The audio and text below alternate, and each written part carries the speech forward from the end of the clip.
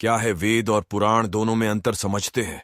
अधिकतर हिंदुओं के पास अपने ही धर्म ग्रंथ को पढ़ने की फुर्सत नहीं है। वेद उपनिषद पढ़ना तो दूर, वे गीता तक को नहीं पढ़ते, जबकि गीता को 1 घंटे में पढ़ा जा सकता है। हालांकि कई जगह वे भागवत पुराण सुनने या रामायण का अखंड पाठ करने के लिए समय निकाल लेते हैं, या घर में सत्यनारायण की कथा करवा लेते हैं। लेकिन वेदों को, शास्त्रों को पढ़ना भी नहीं जानते। नहीं, ये जानकारी है कि पुराणों का महत्व क्या है, किसको पढ़ने चाहिए। चलिए आपको आज पूरी जानकारी देते हैं। शास्त्रों को भागों में बांटा गया है, श्रुति और स्मृति। श्रुति के अंतर्गत धर्म ग्रंथ वेद आते हैं, और स्मृति के अंतर्गत इतिहास और वेदों की व्याख्या की पुस्तकें, पुराण, महाभारत, रामायण, स्मृतियां आदि आते हैं। वेदों का सार उपनिषद है और उपनिषदों का सार गीता है। आओ जानते हैं कि उक्त ग्रंथों में क्या है। पुराण का अर्थ है प्राचीन, यानी पुराना।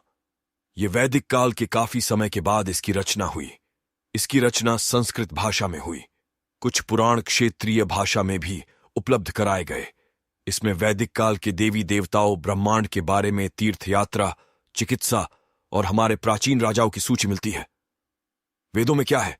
वेदों में ब्रह्म, ईश्वर, देवता, ब्रह्मांड, ज्योतिष, गणित, रसायन, औषधि, प्रकृति, खगोल, भूगोल, धार्मिक नियम, इतिहास, संस्कार, रीति रिवाज आदि लगभग सभी विषयों से संबंधित ज्ञान भरा पड़ा है। वेद 4 हैं: ऋग्वेद, यजुर्वेद, सामवेद और अथर्ववेद। ऋग्वेद का आयुर्वेद, यजुर्वेद का धनुर्वेद, सामवेद का गंधर्व वेद और अथर्ववेद का स्थापत्य वेद, ये क्रमशः 4 वेदों के उपवेद बतलाए गए हैं। ऋग्वेद की रचना लगभग 9000 ईसा पूर्व हुई थी। यजुर्वेद की रचना लगभग 7000 ईसा पूर्व हुई थी। अथर्ववेद की रचना लगभग 5000 ईसा पूर्व हुई थी। सामवेद की रचना लगभग 3000 ईसा पूर्व हुई थी।